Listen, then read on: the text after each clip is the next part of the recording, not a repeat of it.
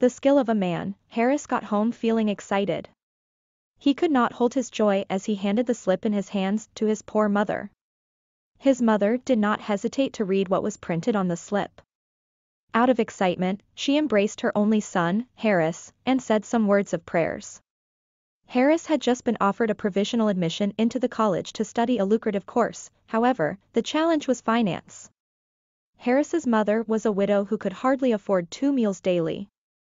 Her concern was how her son, Harris, would go to the college and graduate with a good grade with the hope of getting a good job. Harris eventually passed through the college, but the experience was not a bed of roses. He struggled financially while in the college and this affected him academically. Harris graduated from the college with a low grade, below his expectation.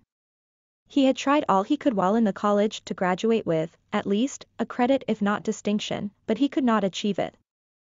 Upon graduation, Harris's mother was expecting her son to get instant employment. Her expectation was high that she felt the time had come for her to begin to reap the fruit of her labor on Harris. She became disappointed and frustrated when her expectation was cut short. During this trying time, many companies were recruiting new staff who were not just college graduates, but graduates with good results or grades. No company was interested in people with a low grade like Harris, most times. Harris's credentials would not fit to the company's requirements for him to be gainfully employed as a staff. For instance, a company's requirements to hire a new staff could be that the applicant must possess an upper credit with, at least, 5 years work experience, she must be a good team leader, and has a good sense of communication with clients. Harris would not bother to apply for any role with these requirements, knowing fully that he was not qualified by all standard. Even the few ones he felt he was qualified to apply for, which he did, gave negative feedbacks.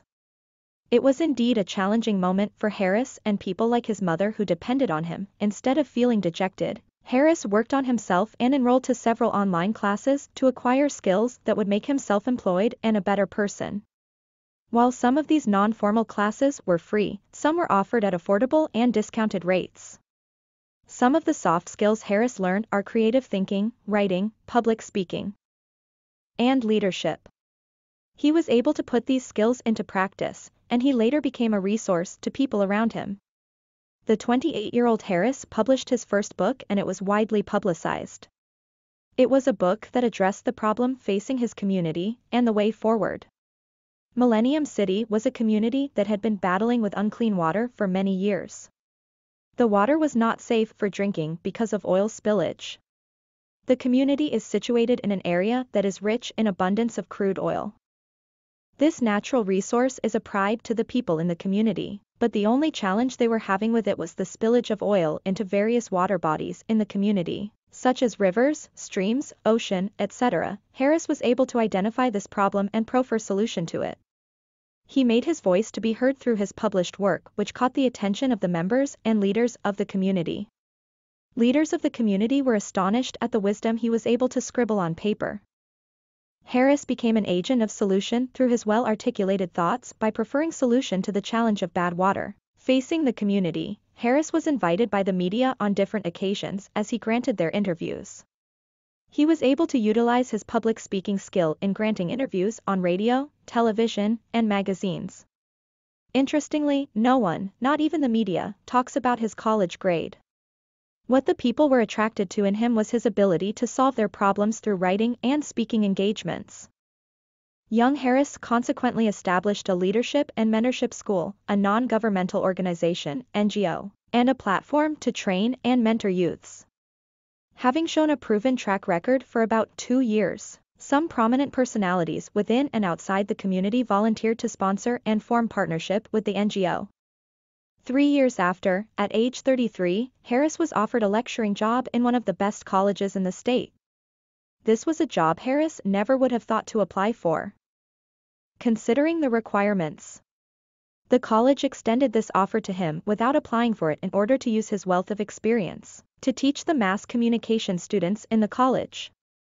However, he was encouraged to go for further studies on scholarship while he continues to work in the college as a lecturer. Harris's skills paved way for him. He was self-motivated and in turn became a.m. Kỹ năng của một người đàn ông Harris về nhà với cảm giác phấn khích. Anh không thể kìm được niềm vui khi trao chiếc phiếu trên tay cho người mẹ tội nghiệp của mình. Mẹ anh không ngần ngại đọc những gì được in trên tờ phiếu. Quá phấn khích, cô ôm lấy cậu con trai duy nhất của mình, Harris, và nói vài lời cầu nguyện. Harris vừa được đề nghị nhập học tạm thời vào trường cao đẳng để theo học một khóa học sinh lợi. Tuy nhiên, thách thức là tài chính. Mẹ của Harris là một góa phụ, người hầu như không đủ tiền mua 2 bữa ăn hàng ngày. Mối quan tâm của bà là làm thế nào con trai bà, Harris, sẽ vào trường cao đẳng và tốt nghiệp loại giỏi với hy vọng kiếm được một công việc tốt. Harris cuối cùng cũng đậu vào trường cao đẳng, nhưng trải nghiệm không phải là trải hoa hồng. Anh ấy gặp khó khăn về tài chính khi còn học đại học và điều này ảnh hưởng đến việc học tập của anh ấy. Harris tốt nghiệp trường cao đẳng với điểm số thấp dưới mức kỳ vọng của anh. Anh ấy đã cố gắng tất cả những gì có thể trong thời gian học đại học để tốt nghiệp với ít nhất một tín chỉ, nếu không muốn nói là xuất sắc, nhưng anh ấy không thể đạt được. Sau khi tốt nghiệp, mẹ của Harris đã mong đợi con trai mình sẽ có được việc làm ngay lập tức. Kỳ vọng của cô rất cao rằng cô cảm thấy đã đến lúc cô phải bắt đầu gặt hái thành quả lao động của mình đối với Harris. Cô ấy trở nên thất vọng khi kỳ vọng của cô ấy bị cắt ngắn. Trong thời gian cố gắng này, nhiều công ty đã tuyển dụng nhân viên mới không chỉ là sinh viên tốt nghiệp đại học mà còn là sinh viên tốt nghiệp với kết quả hoặc điểm tốt. Không có công ty nào quan tâm đến những người có trình độ thấp như Harris. Trong hầu hết các trường hợp, thông tin đăng nhập của Harris không phù hợp với yêu cầu của công ty để anh được tuyển dụng làm nhân viên một cách hữu ích. Ví dụ, yêu cầu của công ty để thuê một nhân viên mới có thể là người nộp đơn phải có tín nhiệm cao với ít nhất 5 năm kinh nghiệm làm việc, anh ấy, cô ấy phải là một trưởng nhóm giỏi và có ý thức giao tiếp tốt với khách hàng.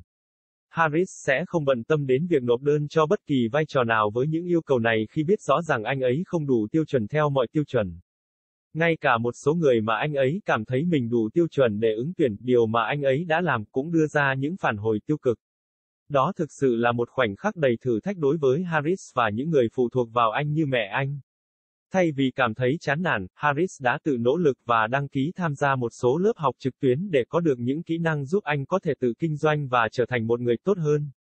Trong khi một số lớp học không chính thức này là miễn phí, một số lớp học được cung cấp với mức giá phải chăng và chiết khấu. Một số kỹ năng mềm mà Harris học được là tư duy sáng tạo, viết, nói trước đám đông và lãnh đạo. Anh ấy đã có thể áp dụng những kỹ năng này vào thực tế và sau đó anh ấy trở thành nguồn lực cho những người xung quanh.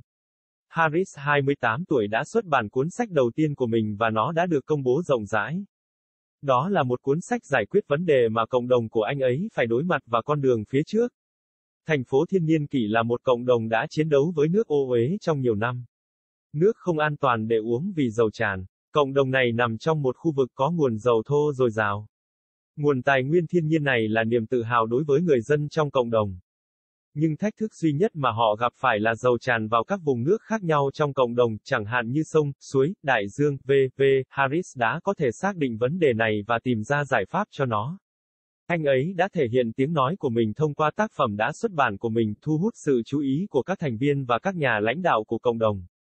Các nhà lãnh đạo của cộng đồng đã rất ngạc nhiên về sự thông thái mà anh ấy có thể viết nguệch ngoạc trên giấy.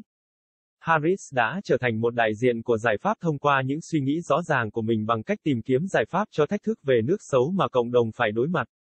Harris đã được giới truyền thông mời vào những dịp khác nhau khi anh trả lời phỏng vấn của họ. Anh ấy đã có thể sử dụng kỹ năng nói trước đám đông của mình để trả lời phỏng vấn trên đài phát thanh, truyền hình và tạp chí. Điều thú vị là không ai, kể cả giới truyền thông, nói về điểm đại học của anh ấy. Điều mà mọi người bị thu hút ở anh ấy là khả năng giải quyết vấn đề của họ thông qua các hoạt động viết và diễn thuyết. Do đó, Young Harris đã thành lập trường lãnh đạo và cố vấn một tổ chức phi chính phủ, NGO, và là một nền tảng để đào tạo và cố vấn cho thanh thiếu niên. Với thành tích đã được chứng minh trong khoảng 2 năm, một số nhân vật nổi bật trong và ngoài cộng đồng đã tình nguyện tài trợ và thiết lập quan hệ đối tác với NGO. 3 năm sau, ở tuổi 33, Harris được mời làm giảng viên tại một trong những trường cao đẳng tốt nhất của bang. Đây là một công việc mà Harris không bao giờ nghĩ đến sẽ nộp đơn, xem xét các yêu cầu. Trường đã mở rộng lời đề nghị này cho anh ấy mà không cần nộp đơn xin nó để sử dụng kinh nghiệm phong phú của anh ấy để dạy các sinh viên truyền thông đại chúng trong trường. Tuy nhiên, anh ấy đã được khuyến khích tiếp tục nghiên cứu thêm về học bổng trong khi anh ấy tiếp tục làm việc tại trường cao đẳng với tư cách là giảng viên. Kỹ năng của Harris đã mở đường cho anh ta. Anh ấy đã tự vận động và lần lượt trở thành một M.